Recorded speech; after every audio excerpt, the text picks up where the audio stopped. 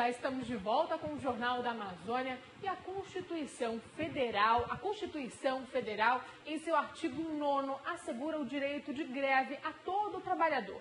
Mas para ser considerada legal, a paralisação deve seguir regras previstas na Lei número 7.783/89, chamada Lei das Greves. Hoje, os rodoviários aqui de Manaus decretaram greve, cruzaram os braços, 100% da frota de ônibus ficou paralisada, ou seja, não saíram das garagens. E para nos explicar um pouco mais a respeito dessa lei e sobre tudo isso, nós vamos conversar agora com o nosso articulista de hoje, Alberto da Almeida. Seja bem-vindo, boa noite. Boa noite, Nádia. E bem que você falou, né? Nossa Constituição tratou da greve, que você falou, artigo 9º da Constituição, em 88. Mas logo em seguida, em 89, quer dizer, menos de um ano depois, já regulamentou. Só que essa regulamentação que nós temos visto na prática é que alguns sindicatos não vêm respeitando. E o sindicato ele é tão importante porque nós não podemos ter mais de um sindicato no Brasil. Você tem Portugal, por exemplo, em que digamos, transporte público é o que nós sofremos mesmo. Manaus sofreu hoje. Então, se eu não estou bem com um sindicato, eu passo para outro sindicato. Então, você é obrigado a cumprir aquela decisão da Assembleia, aqueles que estão sindicalizados naquele sindicato. Não é o que acontece no Brasil. No Brasil não se pode ter mais de um sindicato por município. Ou seja, o sindicato parando, toda a categoria para. Agora, respeitaram. Para parar, é necessário não que o dirigente resolva paralisar. É necessário que haja uma assembleia. E quem vota são aquelas pessoas que são sindicalizadas.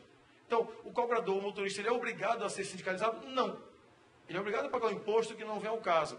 Mas, uma vez que foi decidida, a categoria inteira, porque tem um sindicato que a representa, decidiu parar, tem que ser paralisado. Agora, tem que respeitar os prazos. Um prazo de pelo menos 72 horas anterior à paralisação. Eu não posso reunir hoje e dizer que amanhã vai parar. Eu preciso de 72 horas antes. Infelizmente, nós temos visto, não apenas agora, mas é frequente o desrespeito à legislação. Não apenas em relação ao período, mas também em relação ao quantitativo que precisa para os serviços essenciais. Você falou agora na legislação, você falou o artigo 9º, e o 10º também da lei da greve, ele deixa bem claro quais são os serviços essenciais, está expresso. Transporte público é essencial. Fora isso, o transporte público, ele não é de responsabilidade de uma empresa, ele é de responsabilidade da cidade, ou seja, do município. O município, por não ter condições de gerir, por não ter condições de fornecer esse transporte com a quantidade, com a qualidade que a população precisa, nós temos aí essas concessionárias.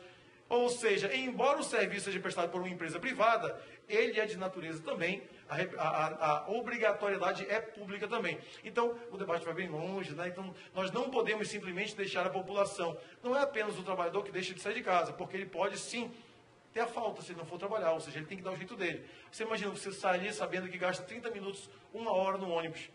Você se programa para isso. Aí você chega na parada e é surpreendido com a informação de que não terá ônibus. Pior que isso, onde vem o dinheiro para o mototáxi, que muda o valor, né? Para um alternativo, a carona. E se você não for trabalhar, pode sim ser descontado. Então ainda tem que haver uma outra negociação com o empregador, que não para por aí. O prejuízo desse empregador, quem vai ressarcir o empregador que não pode abrir a empresa hoje? Os impostos terão que ser pagos. Conta de energia, conta de água, tudo isso vai ter que ser pago. Uma segunda-feira, está certo que choveu, atrapalhou o comércio, mas isso, quem faltou aula hoje? Então, há muito. Quem hoje deixou de fazer a matrícula porque era o prazo final da matrícula na faculdade, não teve como chegar à universidade.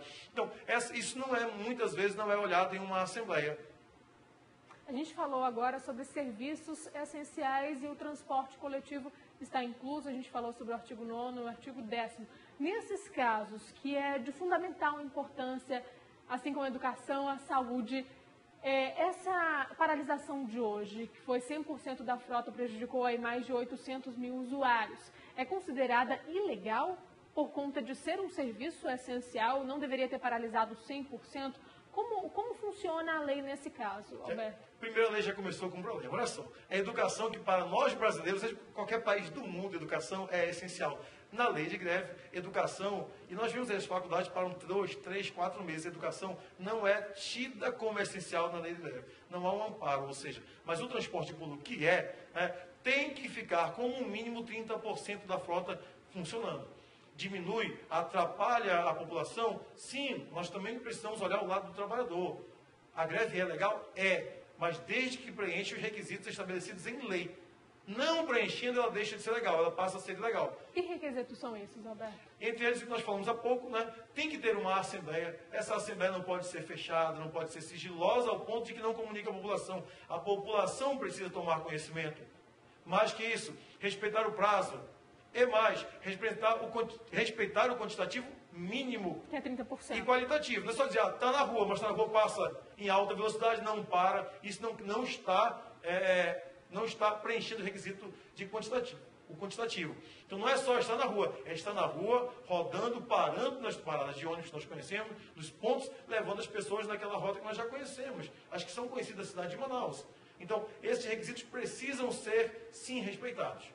Sob pena de trazer grandes prejuízos e, às vezes, prejuízos que, infelizmente, não podem ser sanados depois. Inclusive, a gente tem informações de que a Justiça, na verdade, vai penalizar, o Tribunal do Trabalho vai penalizar os sindicatos por hora, R$50 mil por hora que os ônibus estejam parados. Isso pode acontecer? De que forma os sindicatos podem, de certa forma, bater nesse decreto? Eles podem fazer isso? Não pagar essa multa? Pois é, isso é um problema também, né? Quando você começa a colocar muita regra, e o Brasil tem muita regra, há o descumprimento também das regras.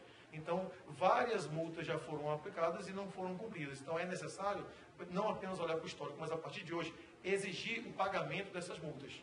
Tanto que nós vimos hoje que já saiu a prisão decretada de membros da diretoria. E é necessário.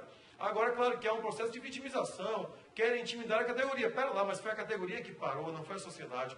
Claro que tem os direitos que devem ser respeitados do trabalhador. E a população, eu tenho certeza, se tiver o serviço sendo fornecido com qualidade, a população vai sim ficar do lado do trabalhador.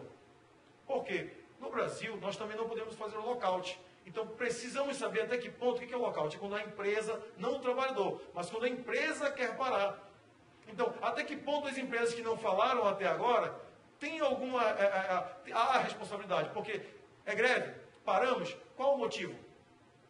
Como sanar? Falta de salário? É a condição do ônibus? Então, todas essas questões têm que ser explicadas para a população. Nós só tomamos conhecimento quando nós saímos de casa para trabalhar e não tem ônibus na rua. Então, isso sim tem que ser penalizado para que acabe. Não dá para fazer algo paliativo hoje. Eu acho que é um momento para se debater. Câmara Municipal, a Assembleia, e disso fazer, de repente, não apenas a Assembleia, mas uma Assembleia para que possa ir um relatório para levar para Congresso, para Brasília. Nós precisamos melhorar a legislação e cumprir aqui, não fazer política. Nós temos visto a participação política de categorias, e talvez a dos rodoviários seja uma das que mais sofre indiretamente e às vezes diretamente, porque há uma manipulação da categoria. Então a categoria muitas vezes acaba sendo manipulada em prol do interesse particular de um pequeno grupo que quer se beneficiar, não com política e com outros acordos que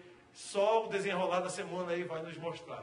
Roberto, então, muito obrigada pela sua participação e a gente se encontra na semana que vem. Eu que agradeço e espero que tenha ônibus amanhã, né? Verdade, vamos torcer. E para você de casa, não saia daí. Em instantes, o mutirão carcerário liberta mais de 400 presos provisórios do sistema prisional de Manaus. Os detalhes ainda nesta edição, nós voltamos em instantes.